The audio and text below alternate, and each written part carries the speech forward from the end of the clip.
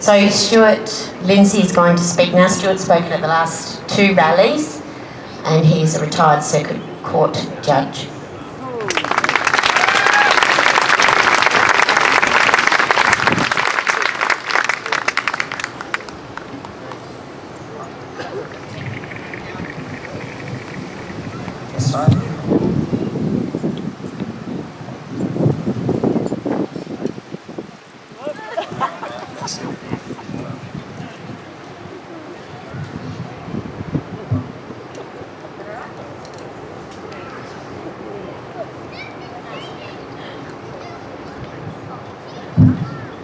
Thank you. I didn't want to do Joe Biden.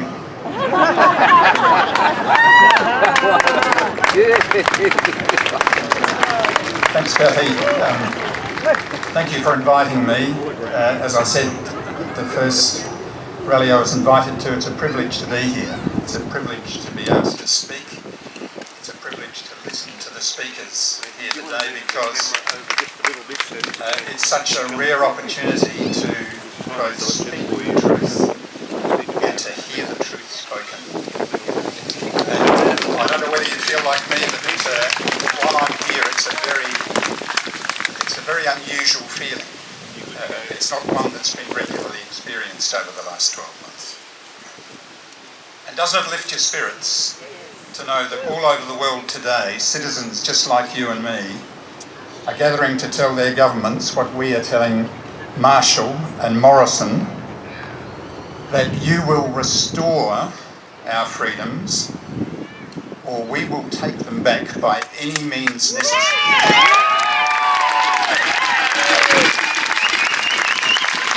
Our governments think that they are about to irreversibly entrench this stifling control over every aspect of our lives that they've carried out under the cover of this phony pestilence. But I thought, when I decided to say that to you, I thought, well, in a sense, how can you blame them? Look at the behaviour of so many of our fellow citizens, scanning their QR codes when they shop, wearing a mask when they go to the football, frightened and cowed by the propaganda of panic in the newspapers, on the television and on the radio, into believing, as they have done for the last 12 months, that a handful of positive results to a flawed PCR test constitutes the onset of a life-threatening disease. Can I suggest that a child of 8 with any trace of intelligence and independence of mind can see through the lies on which all this panic has been based? Now, these people who do these things, let's call them what they are. It's an unpleasant word, but these are unpleasant times. They are collaborators. I mean the people who took to wearing masks on the 22nd of November last year. Do you remember that? When that ridiculous woman announced a new strain of the virus transmitted by pizza boxes. They locked themselves in their homes on the instructions of this time-serving police bureaucrat, and he even warned them. Do you remember? He said, well, you're permitted to go to the shop for essentials, but don't you dare do that when you're actually trying to walk your dog. You couldn't walk your dog. Now, I can't decide which is the most astonishing, that I live in a state where we were ordered to do that, or is it more astonishing that people did it? These collaborators. On the strength of the made-up variant of the feeblest pandemic in recorded history, this is what's happened. What free people would ever put up with that? We used to love and protect our freedoms. We learned that in our schools. All of our institutions were grounded on it. Look back at these last 12 months. What's happened to us? Look at that cathedral over there. They were even told to close their churches at Easter. They did. All over the country. They tripped over their cassocks, running to obey all the rules. A cynical atheist like Dan Andrews imposed upon them. These churches were already half empty. Can I suggest they will never recover from this betrayal of their faith? And this is all happening still. It's all happening notwithstanding that all the lies upon which this was based have all been demolished. We all know that the coronavirus almost exclusively targets the elderly, and especially the already sick elderly. They were persons whom we always could selectively and effectively protect, and we always will. No one, not even who, are trying to tell us that masks can reduce the risks of infection. And we all know that fewer of us are actually dying proportionally to population growth than we were in many other years over the last 20 years, and in 2 of the last 5 years in particular. And these truths got out despite the savage attempt of governments and broadcasters to keep the truth from us. So these truths are out, and yet we still have these collaborators. Our parents and our grandparents worked, and some gave their lives to build this free nation for all of us. But can I suggest to you that it is only we who are honouring that sacrifice? And when I say we, I mean we who are living and determined to live as free men and women.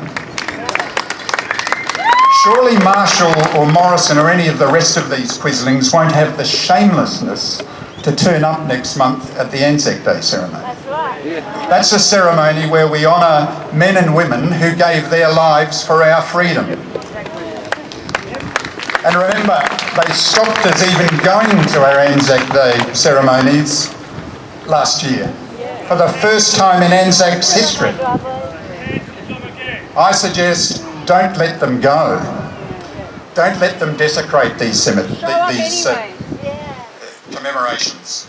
Now, the state of emergency was declared on the 22nd of March last year. It was renewed as recently as a fortnight ago. The police commissioner can actually renew it for as long as he likes. It's 28 days, it could be 6 months. But of course the police commissioner can't do anything without the approval of the Executive Council. That's Marshall and his cabinet. So, as it is here, so it is with every other state government in Australia. This is the degenerate condition of our polity, of both those who rule us and those whom they rule over.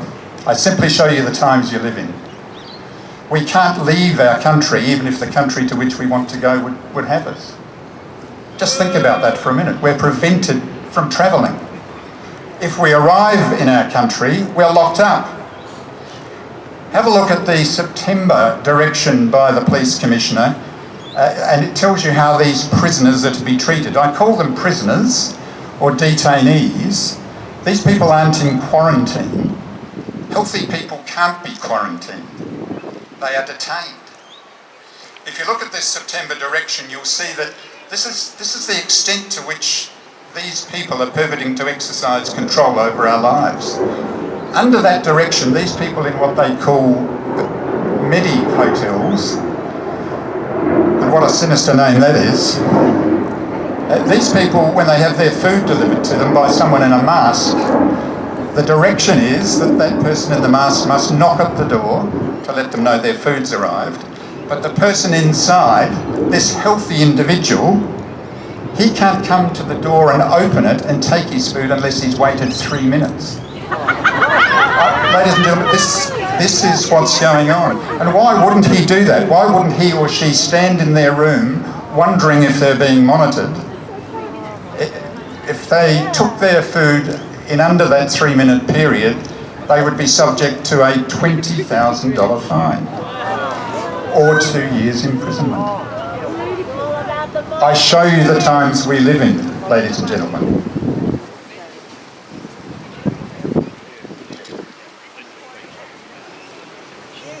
Can I suggest that what we're living through is something similar to the early Chinese Cultural Revolution? Absent the outright violence, for now, loss of freedom is always incremental. Who would have thought that in Berlin in 1933 that asking the local Jews to sew a yellow Star of David to their coats was such a big deal after all? But Hitler did that before suspending the Reichstag, his parliament, before suspending the Reichstag's powers. All the petty little tyrants in Australian states and overseas have got the start on him. Be honest with yourselves and your children. You know your life in this nation has altered radically in countless ways. The only question that matters is, what are you going to do about it? Well, I've got 5 maxims that you might get some assistance from, and I've asked to share them with you. Firstly, never comply with the lie. The word comply is from a Latin word. It means to accomplish. If you stay in your home or wear a mask or submit to the injection of genetic material into your body, let alone that of your children, you are participating in the accomplishment of a lie. The only way not to comply is to resist. The defence of truth requires your vigorous public resistance. You may be punished for doing so, that makes no difference. You must never comply. Second, accept the inevitability of civil strife. In fact, I say we must embrace it. Our forebears would have found 1,000 reasons in this last 12 months to rebel. Do you think for 1 hour of one day they would have put up with the insolence of these technocrats? Of course they wouldn't. You must resist, and you know this, you must resist now, or you will need a vaccine passport to travel, to shop, to live. And can I suggest that whereas elections have been where we've had our political confrontations, that won't be the case for much longer. The enemies of freedom, particularly in the media, have distorted the election process in many nations around the world, most particularly the United States. They will move our political contest to the streets because they expect to control the streets. Have a look at what happened in Victoria last year. Yes. Victoria has taught us lessons we must heed. Listen. The era of the knocking of heads is about to return. Yep. Sensible preparations must be made, can I suggest. Third, the third maxim is we've all got to stick together. Yes. I know many of us here have different perspectives on what we're experiencing, but what unites us in honouring our heritage of freedom, can I suggest to you, is much more important than all of our differences put together. And tonight, in the interest of being truthful, let me tell you my particular perspective. I say there will be no freedom without faith. It was upon the foundation of respect for our native Christian faith that our freedoms and the institutions which nourished them were built. We must return to the practice of our faith, and the faithful need to be protected. Finally, and echoing what Simon said, return to your cultural roots to find the courage you need. We need inspiration to stay in the fight, to remind ourselves of our history, our legends and our heroes. Your ancestors knew that sooner or later a price has to be paid if you intend to hold on to your freedom. You are about to learn it. I was born in Scotland. We Scots know a thing or two about the price that has to be paid for freedom. William Wallace gave his life for Scottish freedom. I don't know whether you remember at the December rally, we had the best Braveheart impersonator I've ever seen at the rally. I'm going to end with a few of the words that William Wallace said over the grave of his best friend John Graham when he was killed at the Battle of Falkirk defending Scottish freedom. John, my faith, my help, my strengthiest and Stuart. In thee was gentleness, in thee was steadfastness. You are the great cause of the winning of Scotland. In thee was truth, freedom, and hardiness.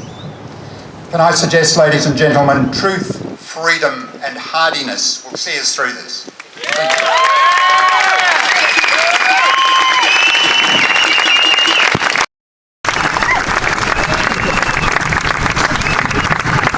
Thank you, Stuart.